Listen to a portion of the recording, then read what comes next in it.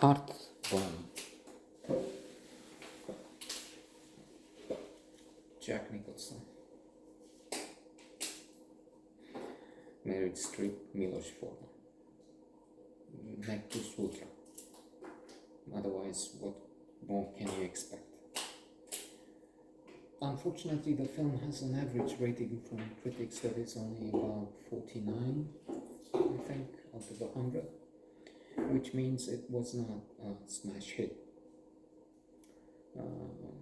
And it didn't have a tremendous success at the box office either.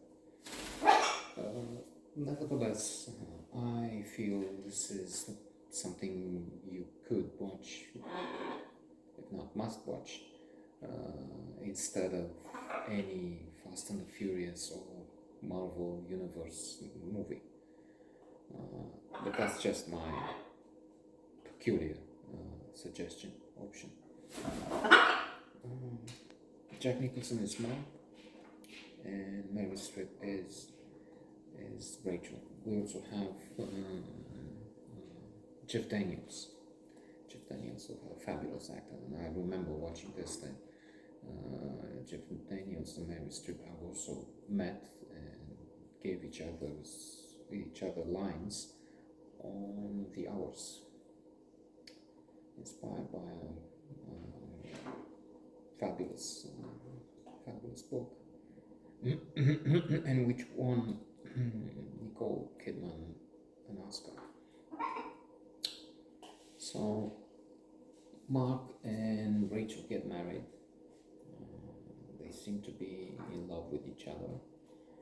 I say they seem to because I always refer to Thomas Mann in one of his short novels that has had an impact on me, in which this frequent use of the word is rejected, because love means much more than what is expressed commonly.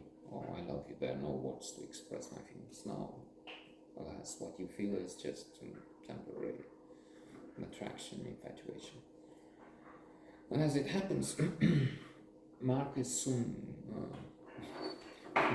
cheating on Rachel, which is now cause for laughter, but I'm just smiling or even beginning to laugh because the dialogue is at times effervescent, intellectual, witty.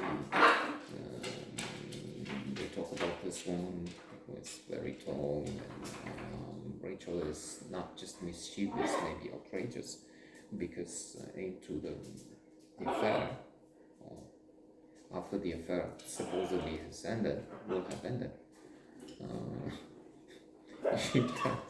she tells a friend about STD, the sexually transmitted disease that this woman has. She's inventing this to spread a rumor that will destroy her reputation. Paper. So we have clashes, we have the fights that we know Mark is going because faced, and we know Jack Nicholson, watching him is always such a pleasure.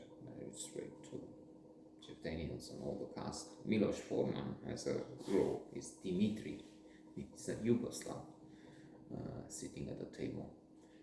There's Kevin Spacey when he was very young, and he is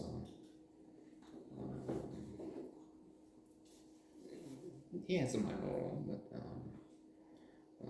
a man who robs Rachel and the other members in her group of their possessions, money, jewelry.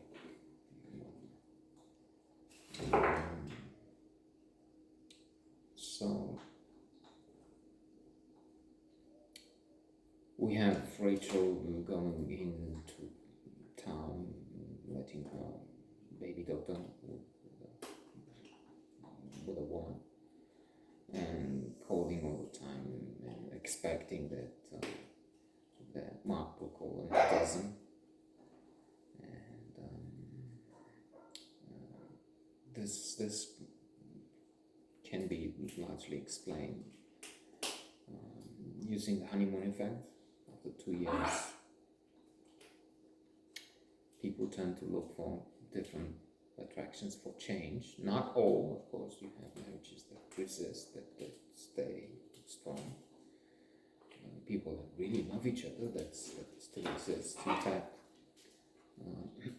there's a book, Classical Psychology, Positivity, by Barbara Fredrickson, in which she identifies 10 elements of positivity, and let's not go through all of them. There's gratitude in there, there's awe, there's pride and hope, which from a Hindu perspective, from a Buddhist perspective, from a Stoic perspective, might be doubtful. I mean, you have to wish for what you have. You can't be proud in some philosophies. And hope for nothing. I mean, nirvana is when you want nothing more.